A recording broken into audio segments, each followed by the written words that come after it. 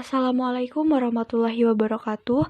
Kami dari kelompok 9 akan mempresentasikan hasil diskusi kami, yaitu mengenai teori belajar kognitif menurut Piaget, di mana anggota kelompok kami yang pertama ada Alia Tagsyana, Firda Awaliyah, Irma Rahmawati, dan Rizky Fadila. Langsung saja materi yang pertama yaitu teori belajar kognitif menurut Piaget. Piaget mengembangkan teori perkembangan kognitif yang cukup dominan selama beberapa dekade. Dalam teorinya, Piaget membahas pandangannya tentang bagaimana anak untuk belajar. Menurut Jean Piaget, dasar dari belajar aktivitas anak bila ia berinteraksi dengan lingkungan sosial dan lingkungan fisiknya. Pertumbuhan anak merupakan suatu proses sosial. Anak tidak berinteraksi dengan lingkungan fisiknya sebagai suatu individu terikat, tetapi sebagai bagian dari kelompok sosial. Akibatnya, lingkungan sosialnya berada di antara anak dengan lingkungan fisiknya. Selanjutnya yaitu beberapa konsep yang perlu dimengerti agar lebih mudah memahami teori perkembangan kognitif atau teori perkembangan Piaget. Yang pertama yaitu inteligensi. Menurutnya, inteligensi adalah suatu bentuk equilibrium ke arah di mana semua struktur yang menghasilkan persepsi, kebiasaan, dan mekanisme sensiomotor diarahkan. Yang kedua yaitu organisasi. Organisasi adalah suatu tendensi yang umum untuk semua bentuk kehidupan guna mengintegrasikan struktur baik yang psikis ataupun psikologis dalam suatu sistem yang lebih tinggi.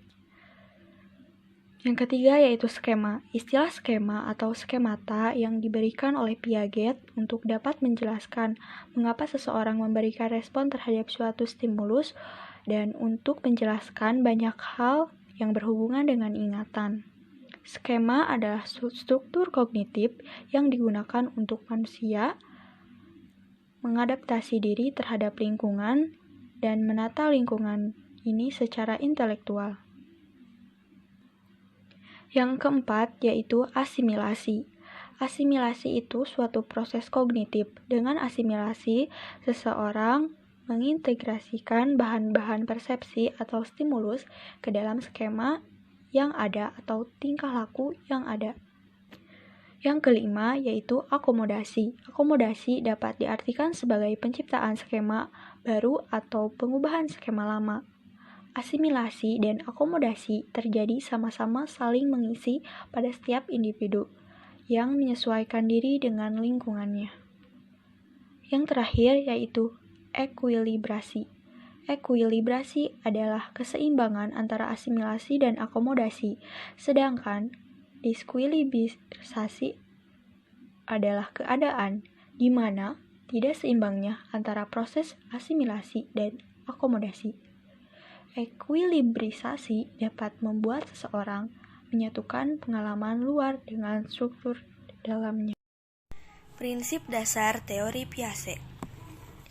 Jean Piaget dikenal dengan teori perkembangan intelektual yang menyeluruh, yang mencerminkan adanya kekuatan antara fungsi biologi dan psikologis atau perkembangan jiwa. Piaget menerangkan intelijensi itu sendiri sebagai adaptasi biologi terhadap lingkungan. Adapun faktor yang berpengaruh dalam perkembangan kognitif yaitu 1. Fisik.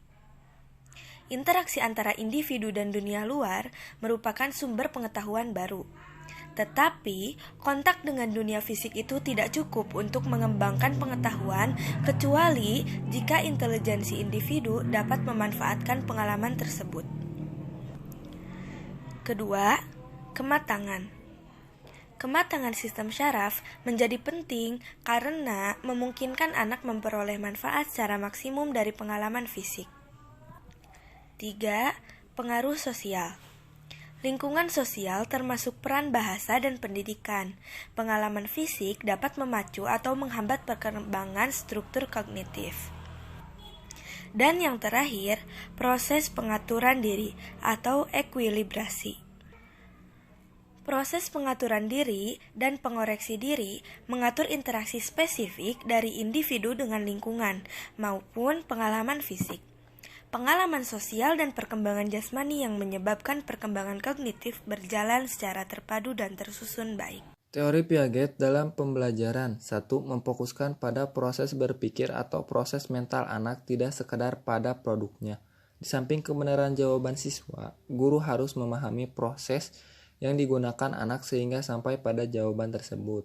2. Pengenalan dan pengakuan atas peranan anak-anak yang penting sekali dalam inisiatif diri dan keterlibatan aktif dalam kegiatan pembelajaran. Dalam kelas, Piaget penyajian materi jadi ready-made.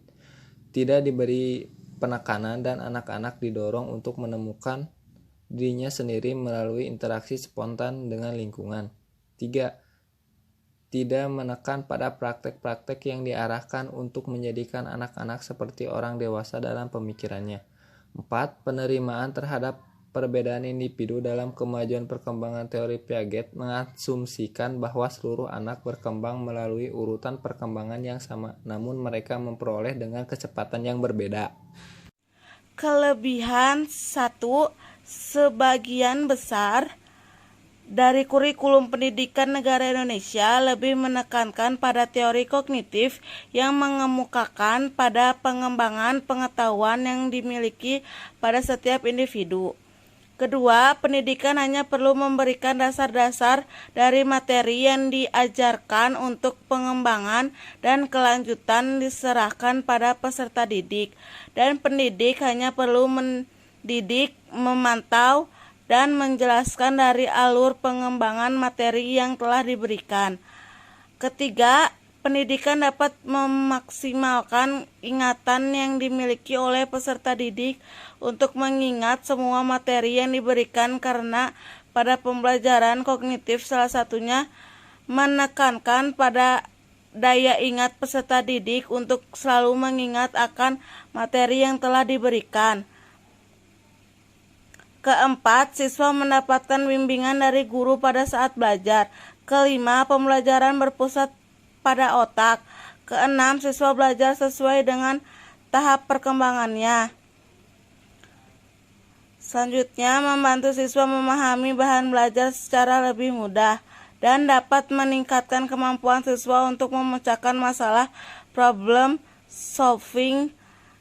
Kelemahan, teori kognitif lebih menekankan pada kemampuan ingatan peserta didik, sehingga kelemahan yang terjadi adalah menganggap semua peserta didik itu mempunyai kemampuan daya ingat yang sama dan tidak dibeda-bedakan. Tidak memperhatikan cara peserta didik mengeksplorasi atau mengembangkan pengetahuan dan cara-cara peserta didiknya dalam mencarinya, karena pada dasarnya masing-masing peserta didik memiliki cara yang berbeda-beda. Apabila dalam sekolah kejuruan hanya menggunakan teori belajar kognitif, maka dipastikan peserta didik tidak akan mengerti sepenuhnya materi-materi yang diberikan. Jika dalam sekolah kejuruan hanya menggunakan teori belajar kognitif tanpa adanya teori belajar lain, maka peserta didik akan kesulitan dalam praktik kegiatan materi. Dalam penerapan teori belajar kognitif, perlu diperhatikan kemampuan peserta didik untuk mengembangkan suatu materi yang telah diterimanya. Kemampuan fungsi kognisi dari setiap siswa dianggap sama. Siswa tidak dapat menemukan gaya belajarnya sendiri. Kuantitas kognisi lebih ditekankan daripada kualitas. Teori ini tidak menyeluruh untuk semua tingkat pendidikan. Sulit dipraktikkan, khususnya di tingkat lanjut. Tidak dapat diukur hanya satu orang saja, melainkan kita harus melihat kemampuan mereka. Setiap umur tidak bisa menjadi patokan utama seseorang berada pada tahap tertentu, karena tergantung dari ciri perkembangan setiap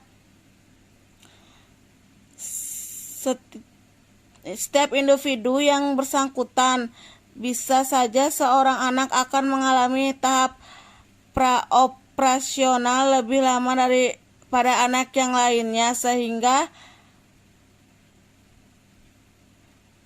umur bukanlah patokan utama.